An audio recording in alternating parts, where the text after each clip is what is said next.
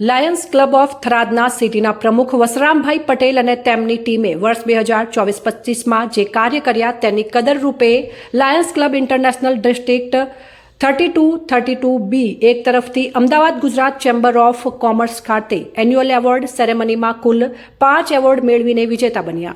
પ્રમુખ Vasrambhai Patel, district officers doctor Riteshbhai Prajapati, Ajaybhai Ojha, Hetalbhai Soni અને zone chairman doctor Pravinsinh ચૌહાણને પોતપોતાની કેટેગરી માટે શ્રેષ્ઠ એવોર્ડ મેળવ્યો હતો.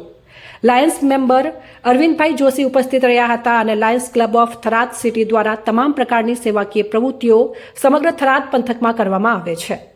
અહેવાલ મહેન્દ્ર ઓઝા, વાવ, થરાદ.